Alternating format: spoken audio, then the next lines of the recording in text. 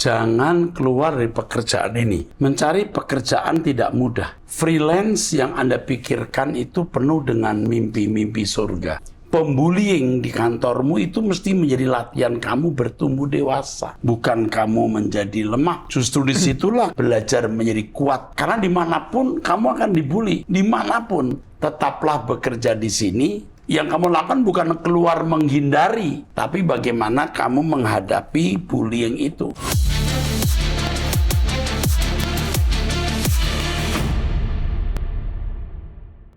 Shalom saudara, kembali kita memasuki Abam episode 1191. Saya didampingi oleh pendeta Grant Nixon. Mari kita mulai. Baik, pertanyaan pertama datang dari seorang perempuan usia 26 tahun, Pak. Belum menikah, tinggal di Kepulauan Riau, dan seorang jemaat gereja beraliran Protestan. Ya. Shalom Pak Eras, saya punya kakak perempuan berusia 29 tahun. Dia merasa hidupnya gagal karena belum mendapat pekerjaan, belum punya jodoh, merasa tidak berbakat dalam hal apapun, tidak lagi punya teman dekat, wajahnya jadi banyak jerawat karena stres, dan lainnya.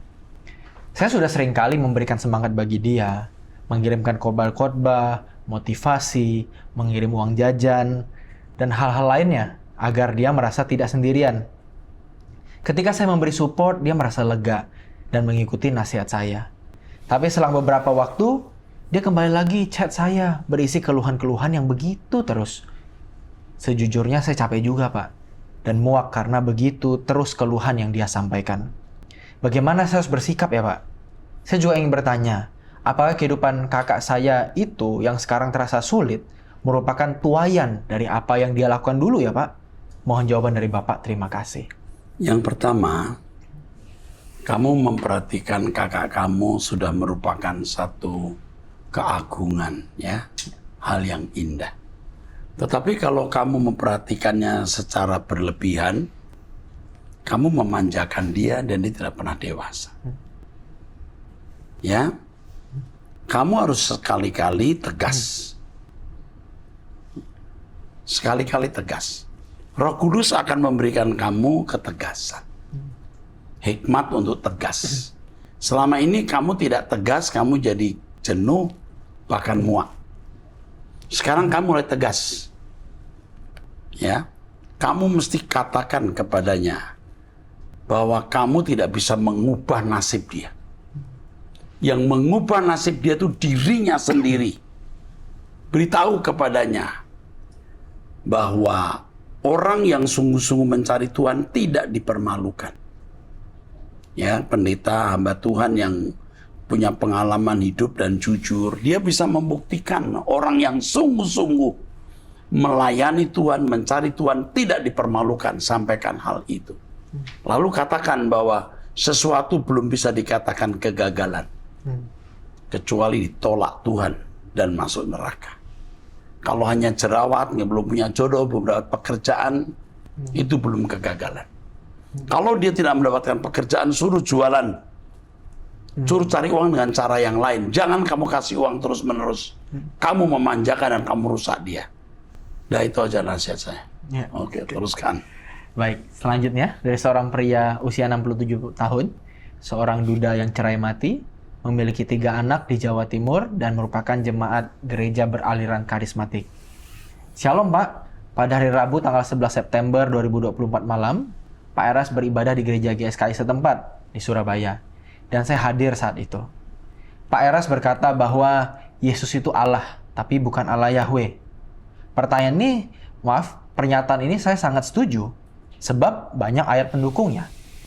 Tapi kalau Yesus itu juga Allah Bapa sendiri, banyak ayat yang harus dihapus. Sedangkan firman Tuhan berkata tidak boleh menambah atau mengurangi. Ya, Yesus. Firman waktu mengatakan Allah mengutus anaknya. Ya, dia bukan Yahweh sendirilah. Iya. Itu saya sudah jelas. Oke. Saya kebetulan cukup rajin membaca firman Tuhan. Saya sudah berulang kali mencari ayat yang mengatakan Yesus itu setara dengan Elohim Yahweh. Tapi sampai saat ini saya belum mendapatkan ayatnya, yang ada hanya tafsiran-tafsiran saja. Tidak ada ayat satupun yang menunjukkan Yesus sejajar. Yang ada tidak sejajar. Dan saya sudah mengumpulkan minimal 16 alasan dan ayat yang menunjukkan Yesus tidak sejajar dengan Allah Bapa. Oke. Yesus itu Allah, tapi bukan Allah Bapa banyak ayatnya. Dari sekian banyak ayat yang membuktikan Yesus itu anak Allah, tapi bukan Allah Bapa, ada beberapa ayat yang saya mohon ke Pak Eras untuk menjelaskan kepada kami tentang kebenaran dari ayat-ayat ini. Pertama, yang tertulis di Daniel pasal 7, ayat 9-10, kemudian ayat 13-14. Ya, ini bicara seorang yang lanjut usia yang memberikan kekuasaan kepada seorang anak manusia. Ini gambaran dari Allah Bapa yang memberikan kuasa kepada Yesus yang ada di Matius 28 ayat 18 sampai 20. Ya, segala kuasa diberikan padaku. Itu jelas Bapa memberikannya kepada Yesus. Terus Kemudian yang kedua, di Matius 28 ayat 18. Dikatakan, Yesus memberkati mereka dan berkata, "Kepadaku telah diberikan segala kuasa di sorga dan di bumi." Pertanyaannya, siapa yang memberikan kuasa itu kepada Yesus? Kalau Yesus itu Allah Bapa itu sendiri, berarti ayat ini salah, Pak Eras. betul, makanya benar banget. Oke, terus Kemudian di Wahyu 22 ayat 1b, tahta Allah dan tahta anak domba. ada dua tahta. Terus Pertanyaannya, kalau Yesus itu Allah Bapa itu sendiri, seharusnya hanya ada satu tahta saja. Kenapa ini ada dua tahta? ya, tidak perlu saya jelaskan karena Anda sendiri sudah tahu, bro. Ya, ini perempuan atau laki? Laki, Pak. Laki, usia 67 tahun, udah umur. Bapak benar, pandangan Bapak benar. Setuju, kita sama. Ya, teruskan. Kemudian selanjutnya, dari seorang perempuan usia 26 tahun, belum menikah di Jawa Tengah, dan merupakan seorang jemaat gereja Pentakosta. Shalom Om Eras dan tim Abam, saat ini saya masih bekerja di salah satu bank swasta, dan saya ingin mencari uang tambahan melalui pekerjaan freelance. Tapi Om Eras, sejujurnya, saya tidak ingin melanjutkan kontrak saya di bank ini, karena teman-teman di pekerjaan sangat membuat saya tidak nyaman. Saya merasa kurang bisa jadi diri saya sendiri. Karena begitu saya jadi diri saya sendiri, malah dibully. Kadang saya juga menyadari apa mental saya terlalu lemah. Tapi kembali lagi saya berpikir, saya punya Tuhan dan tidak boleh meremehkan Tuhan. Tapi kalau kembali melihat situasi di kantor saya, kadang jadi lemah kembali. Kalau boleh, saya mohon pendapatnya Om Eras mengenai hal yang saya sedang lalui ini. Apa yang sebaiknya saya lakukan? Oke. Begini. Jangan keluar dari pekerjaan ini. Mencari pekerjaan tidak mudah. Freelance yang Anda pikirkan itu penuh dengan mimpi-mimpi surga. Faktanya tidak. Banyak orang yang kecewa, menyesal. Pembullying di kantormu itu mesti menjadi latihan kamu bertumbuh dewasa. Bukan kamu menjadi lemah. Justru disitulah kamu belajar menjadi kuat. Karena dimanapun kamu akan dibully. Dimanapun. Kalau nanti freelance punya pekerjaan tambahan misalnya, itu pun pasti ada masalahnya. Tetaplah bekerja di sini. Yang kamu lakukan bukan keluar menghindari, tapi bagaimana kamu menghadapi bullying itu. Kalau kamu misalnya ada di lautan, bukan menghindari ombak, sebab kamu tidak bisa menciptakan ombak dan mengatur ombak. Yang kamu lakukan berselancar. Oke? Selamat berselancar. Jangan keluar dari pekerjaan. Dengarkan nasihat saya ini. Oke.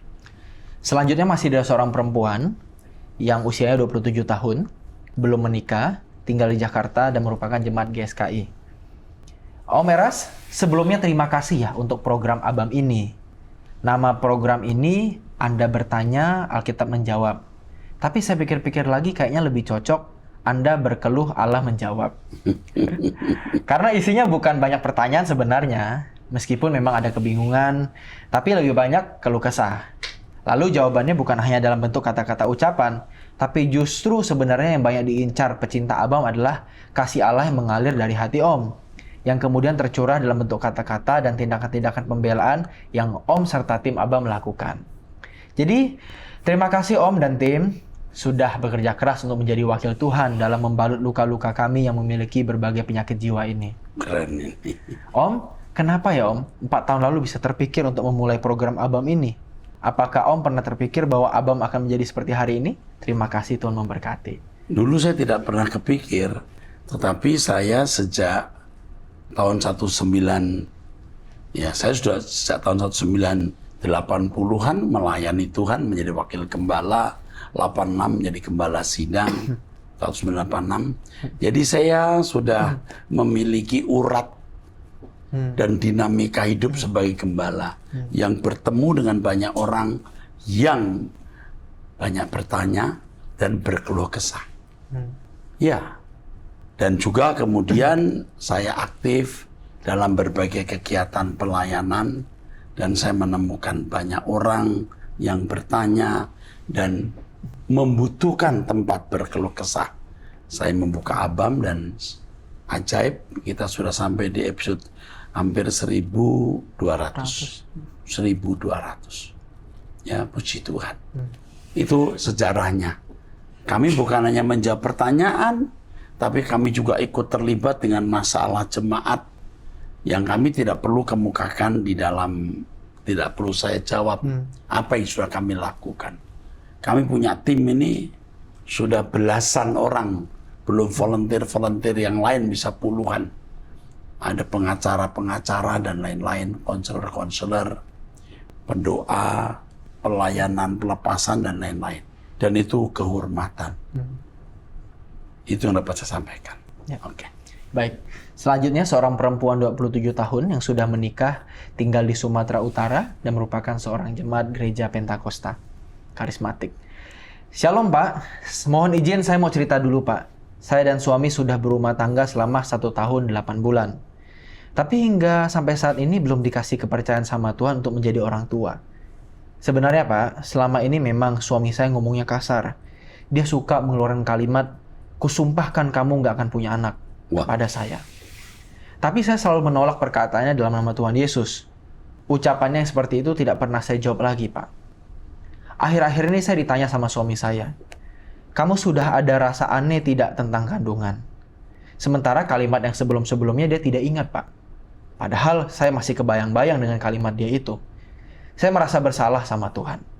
Saya berdoa Tuhan bantu saya untuk melupakan kalimat itu. Pak, tolong bawa dalam doa keluarga saya dan suami supaya kami dikasih Tuhan momongan, Pak. Terima kasih, Tuhan memberkati. Kalau sampai suami berkata, "Kusumpahkan kamu nggak akan punya anak," itu bukan jahat, ya. Sebenarnya nggak jahat, tapi jahat sekali. Jahat sekali. Ini pria seperti ini jarang loh. Menyumpahi kandungan istrinya sendiri. Kalau dia punya anak pun belum tentu dia bertanggung jawab kepada anak. Dan terus terang saya tidak yakin dia akan jadi suami yang baik dan setia. Jadi kepada kamu lebih baik diam saja. Kalaupun nanti kau punya anak lalu suamimu tidak bertanggung jawab, itu menjadi penderitaan buat kamu. Jadi sekarang kamu diam. Tidak usah mengingatkan, mensumpah, serapah dia. Kamu diam. Dan saya harus berkata, kamu persiapkan dirimu untuk situasi yang paling buruk. Yang kamu lakukan sekarang, ikut Om Eras, doa pagi, dengarkan khotbah saya, supaya kamu menjadi kuat. Saya tidak menakut-nakuti kamu, tapi pria yang menjadi suamimu ini, pria yang tidak bisa dipercayai. Oke, cukup. Ya. Selanjutnya ada seorang perempuan 22 tahun, tinggal di Jakarta dan merupakan jemaat GSKI. Shalom Om Eras, saya mau cerita dan sedikit minta pendapat. Kemarin saya sempat pacaran sama cowok seumuran. Dia Kristen, tapi memang jarang sekali ke gereja. Cowok ini dari keluarga broken home. Papa mamanya cerai, papanya KDRT, dan dia sudah saksikan itu dari kecil. Kemudian mamanya sudah menikah lagi. Dia anak tunggal juga. Saya sayang sama dia Om. Tapi dia benar-benar jauh dari Tuhan sepanjang yang saya lihat. Katanya, dia kecewa sama Tuhan. Dia nyalain Tuhan atas semua kejadian buruk di hidupnya. Yaitu broken home, hidup yang gini-gini aja, atau gitu saja kalau katanya. Pernah pertama kali saya ajak dia ke gereja. Karena dari kecil sudah di Rehoboth, ya saya ajak dia ke gereja di sini. Dia bilang tidak suka sama lagu-lagunya yang tidak ada yang dia tahu. Dia bilang aneh lagunya, tidak ada lagu umum. Beberapa kali berdebat, saya kasih pengertian. Dia balas dengan omongan yang lebih tinggi atau sombong. Susah diberitahu Om. Saya harus apa ya Om?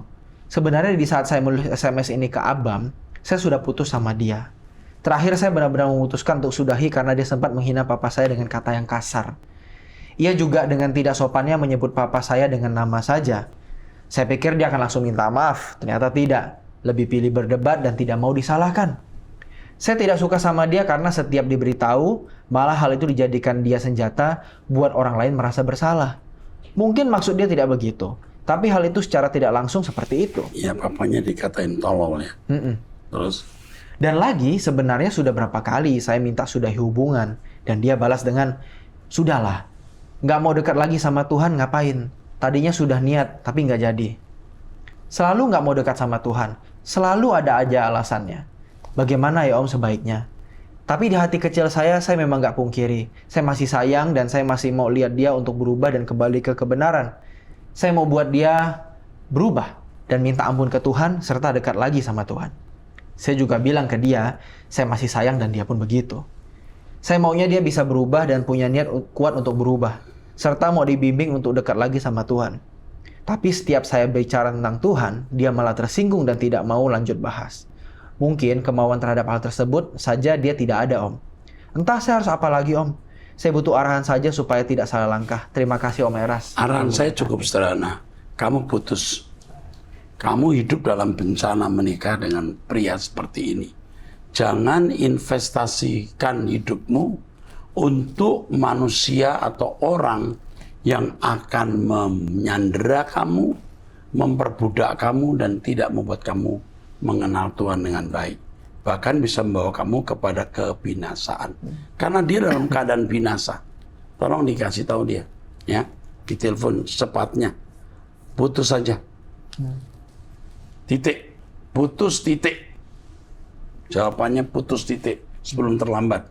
Karena pertanyaan beberapa hari yang lalu soalnya. Jangan nyambung lagi dengan pria ini. Ini pria sakit. Ya. Kalaupun mau benar perlu waktu panjang. Nggak gampang. Dengan latar belakangnya, dengan ucapan ini, dia bisa menyebut nama bapaknya, nama doang bapaknya perempuan, nama tolol. Wah, udah. Ini manusia ini udah wild ini. Buas ini. Ngeri. Oke, teruskan.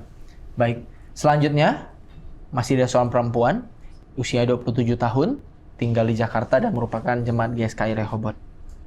Halo Pak Erastus, saya salah satu penganut monoteisme setelah seminar Bapak yang sangat jelas dan rinci. Meskipun saya belum menonton semua seriesnya. Tapi ada ayat yang membuat saya bingung Pak, yaitu Ibrani 1 ayat 8-12.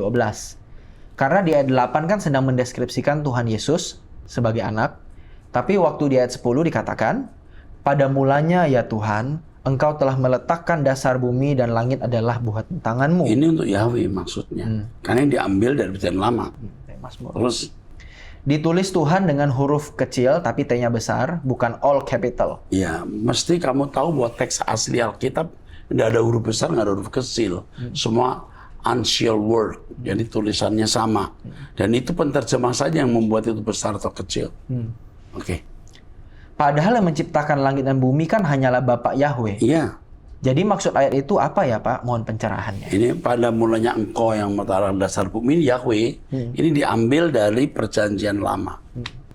Lalu kalau membaca Ibrani pasal 1 bahwa Yesus yang menciptakan alam semesta. Alam semesta itu Aionas. Aionas itu artinya sebenarnya zaman-zaman, ages. Dan itu di dalam terjemahan yang lain diterjemahkan zaman-zaman. Herannya di ayat itu diterjemahkan alam semesta. Tentu karena penterjemahnya seorang Trinitarian. Jelas nggak? Ya, jelas. Jadi maksudnya ini Yahweh ya, bukan Yesus. Oke. Teruskan. Baik. Selanjutnya, dari seorang perempuan 43 tahun, sudah menikah dengan 2 anak, tinggal di Sulawesi Tengah dan merupakan jemaat gereja Pentakosta. Shalom Bapak, saya sedang bingung. Suami saya sedang dalam masa pengobatan selama 6 bulan karena menderita tuberkulosis. Saat ini pengobatannya sudah berjalan 4,5 bulan. Dia menderita tuberkulosis karena pola hidup di masa lalunya yang tidak sehat. Seperti mengkonsumsi sabu-sabu dan perokok berat. Kemudian sudah 4 tahun belakangan ini, suami saya berhenti dari sabu, tapi rokok tetap. Semenjak suami saya tahu kalau dia kena tuberkulosis, dia berhenti merokok. Dia berkata dia sudah menyesal dan bertobat. Tapi seiring berjalannya waktu, setelah 4 bulan pengobatan, dia kembali ke dunianya yang lama. Dengan sembunyi-sembunyi, suami saya kembali merokok dan mengkonsumsi sabu di belakang saya. Saya tahu dari chat WhatsApp di handphonenya dengan adiknya dan salah satu temannya. Terus terang saya bingung, Pak. Apa yang harus saya lakukan? Padahal saya sudah ancam suami saya. Kalau sampai terulang lagi, saya menyerah untuk terus mendampinginya. Mohon arahannya, Pak. Sikap apa yang harus saya ambil untuk suami saya? Terima kasih, semoga Bapak dan tim Abam selalu dilindungi Tuhan. Tuhan memberkati. Ketika kamu ceritakan ini, kamu bersaksi tadi, pertanyaan yang muncul di benak saya, kok mau kamu kawin sama pria seperti ini? Orang kalau sudah kena narkoba, sabu apalagi, itu nggak gampang sembuh. Udah kena TBC, begitu berobat, mungkin ada recovery lebih baik, ngerokok lagi, sabu lagi. Memang ya, binatang aja tidak jatuh ke lubang yang sama, dan manusia bisa jatuh ke lubang yang sama. Yang kamu lakukan untuk pertama diam. Yang kedua tidak cerai, tapi kamu bisa pindah rumah. Karena TBC-nya suamimu akan bisa pindah ke kamu dan anak-anak. Ya, pria seperti dia sudah nggak bisa diharapkan lagi. Usiamu sudah 43 tahun. Kamu mesti bilang, Pap, kalau you masih nyabu, masih merokok, kamu lebih baik pindah rumah saja, jangan kumpul. Nanti kita semua kena TBC-mu. Karena TBC-mu harus diobati. Dengan kamu masih mengkonsumsi obat terlarang itu, narkoba, TBC-mu nggak sembuh, nanti semua kena TBC mati muda nanti. Beritahu itu. Tapi tidak cerai dulu, ya. Suamimu rasanya mati muda deh dengan kondisi ini. Dia udah susah rubah deh, pas suami usia 40 tahun lebih. Iya. Itu kamu lakukan. Ya, ajak bicara, pisah rumah dulu. Tapi sebenarnya saya terlalu dini menasihati ini. Saya pengen tahu yang cari nafkah siapa. Ya, kalau kamu tidak bisa cari nafkah, kamu harus bersiap-siap dulu mencari nafkah. Pria seperti ini nggak bisa diharapkan. Nanti kalau ketangkep polisi, dia masuk penjara. Susah. Kamu tidak bisa cari nafkah juga. Nah, artinya kamu tidak mendapatkan nafkah dari dia juga. Sekarang kau berusaha mencari nafkah dan siap tidak memiliki suami. Dia bisa mati muda, dia bisa masuk penjara. Oke? Jangan harap lagi. Dia tidak mencintai kamu dengan benar dan tidak mencintai anak-anak. Dia mencintai sabu lebih dari mencintai anak-anak. Apalagi Tuhan. Dia nggak takut Tuhan. Sabu-sabu membuat manusia tidak jadi manusia. Mengerikan. Oke, terus. Baik. Selanjutnya seorang perempuan 58 tahun, sudah janda dengan 2 anak, tinggal di Jawa Tengah dan merupakan jemaat online dari GSKI. Shalom Bapak Eras dan tim, semoga selalu diberikan kesehatan.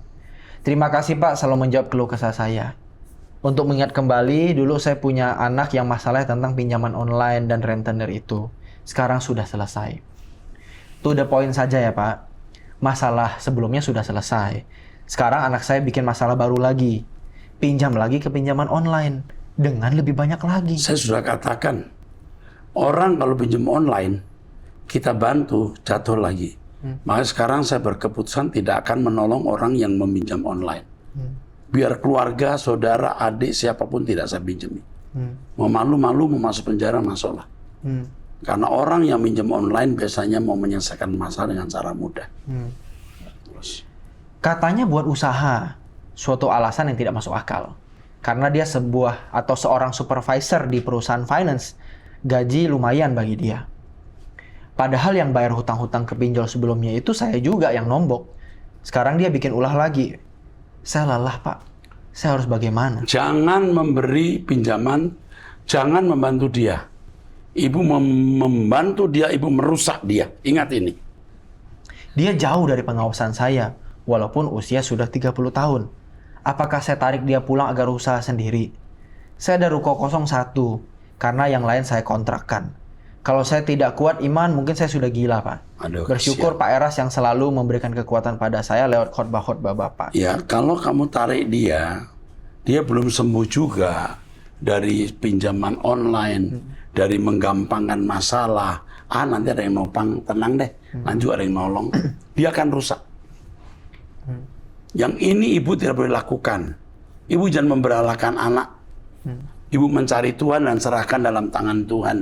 Sampai ibu bisa berkata, aku datang sendiri, aku pulang sendiri.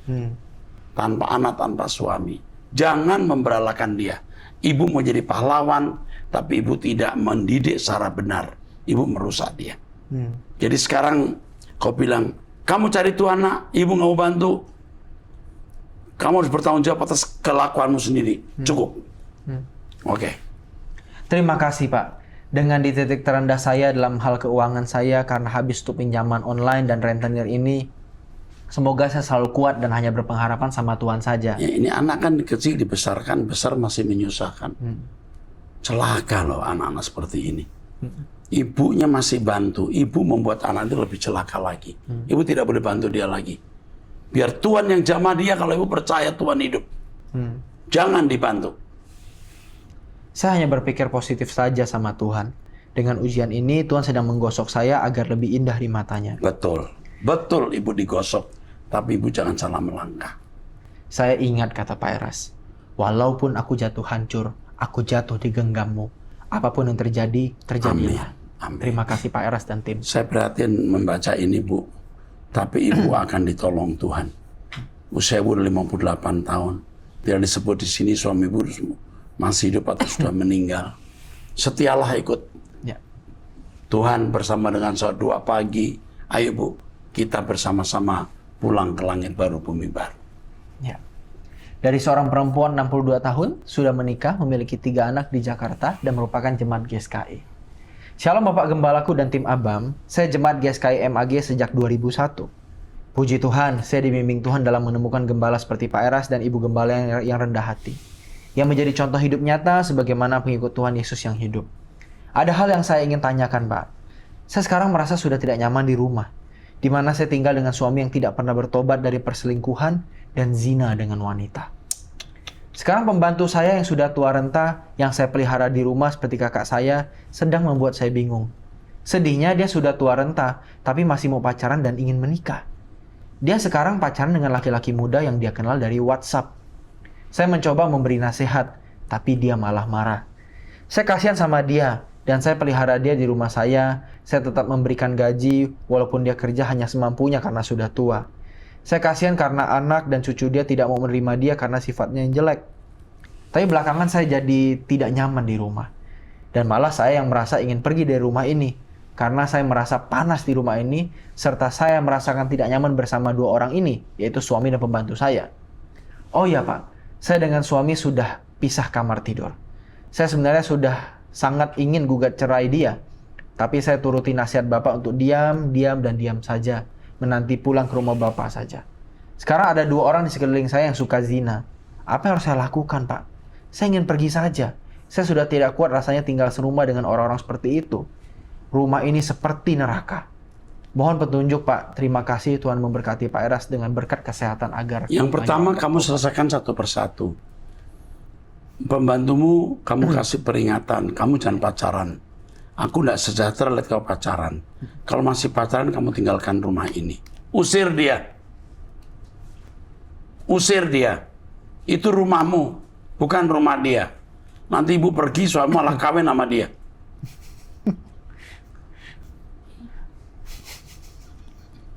Laki-laki model begini maunya dibedaki juga mau. Jadi kasih tegur dia supaya dia keluar rumah. 1, 2. Ajak suami bicara, Pak, aku tidak sejahtera kalau kamu hidup cara demikian. Kalau kamu mau hidup bersama, ayo kita hidup. Kalau enggak, kau pilih jalan. Tinggallah dengan perempuan di mana kau suka. Ini rumah, aku mau tinggal di sini. Dalam kekudusan dan kesucian. Yang berikut doa pagi dikencengin itu lagunya. Lagunya kamu kencengin ya. Ya, biar dia dengar. Dengarkan khotbah tiap hari lagu-lagu rohani. Biar panas dia ya. Itu nasihat saya. Oke, cukup ya. Tuhan berkati, sampai jumpa.